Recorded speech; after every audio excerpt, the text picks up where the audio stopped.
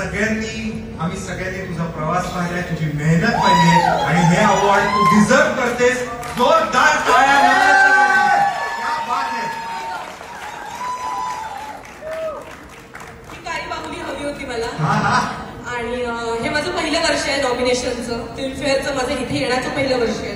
त्यामुळे माझ्यासाठी खूप खास होतं. नाच ग घुमा हा चित्रपट माझ्यासाठी खूप जास्त स्पेशल होता. कारण ऑफकोर्स मुक्ताताईसोबत मला स्क्रीन शेअर करायची होती. परेश मुकाशी सरांसारखे दिग्दर्शक होते, मधुगंधासारखे रायटर होते, सो स्वप्नील दादा प्रोड्युसर होता. सो सगळ्या माझ्या टीमसाठी खरंच थँक्यू सो मच. तुमच्या सपोर्ट शिवाय शक्य नाही.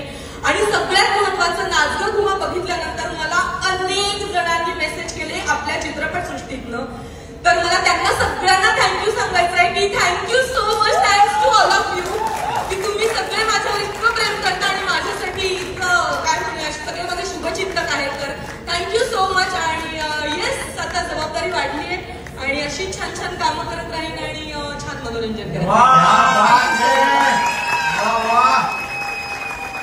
आणि इतक्या दिग्गज अभिनेत्रीकडनं मला हे प्राईज मिळत आहे. तर हा दिवस माझ्यासाठी खरंच मी सुवर्ण अक्षरात मी करून ठेवेन. Thank you so much. जोरदार टाळ्या नम्रतासाठी. वा वा वा. आणि सगळ्यांची आयडल इथे आलेले आहेत. तब्बूजी, मला खूप छान वाटतं तुमच्या समोर मला ही ब्लॅक लेडी मिळते. So thank you so much. मी हा दिवस कधीच नाही विसरू शकत. तुमची जेव्हा इथून एंट्री झाली तर माझ्या अंगावर शहार आला. आणि आय एम सो लकी की तुम्ही या अवॉर्ड फंक्शनला आहात. नवाजुद्दीन सर आहेत, राजकुमार राव आहेत, Jaideep Balawat. Thank you so much sir. मला खूप छान वाटतं. Thanks to Filmfare Marathi. इतका सुंदर क्षण माझ्या आयुष्यात तुम्ही दिला. Thank you thank you thank you so much.